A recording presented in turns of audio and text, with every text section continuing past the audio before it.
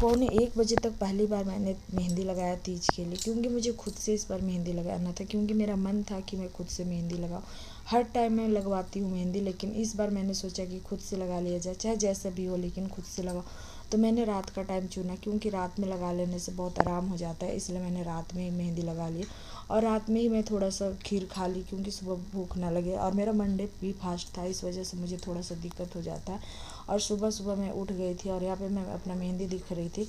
फिर नहा धोवा के फिर उसके बाद मैंने पूजा वगैरह करके सूजी भुना गुजिया बनाने के लिए, और यहाँ पे जितने भी ड्राई फ्रूट्स होते हैं सारे को मैंने फ्रूट कट्टर में काट लिया। और हमारे हस्बैंड जी यहाँ पे डो लगा रहे थे। उसके बाद गुजिया हमने इतना सारा तैयार कर लिया, क्योंकि इस दिन बहुत सारा काम हो जाता है। फिर यहाँ पे पूजा के लिए ये मंडप के लिए तैयार कर रहे थे, जिसमें फुलेरा वगैरह बनाना रहता है। और मैं यहाँ पे तैयार होकर एकदम रेडी हो गई थी पूजा करने के लिए। बस एक दीदी का वेट कर रहे थे, वो नहीं आई थी। और शाम का टाइम में हम लोग पूजा किए। बहुत जगह पे तो जल्दी ही पूजा कर लिए, सुबह में मतलब कोई टाइम ही नहीं रहता, समझ में नहीं आता। तो हमने शाम का ही टाइम चुना, क्योंकि सुबह में बहुत सारा काम होता है तो नहीं हो पाता, इसकी वजह से हम लोग शाम में ही पूजा किए। और यहाँ पे मैं कथा पढ़ रही थी। कहा जाता है कि इस दिन कथा सुन लेने से भी तीज का जितना फल मिलता है वो मिल जाता है। अगर कोई तीज नहीं कर पा रहे तो कथा ज़रूर सुननी चाहिए। तो जहाँ भी पूजा होता है वहाँ कथा सुनने ज़रूर जाना चाहिए।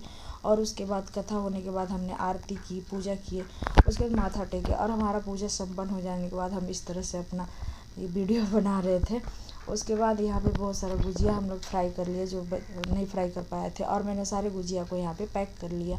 तो चलिए गाइस, गुड नाइट।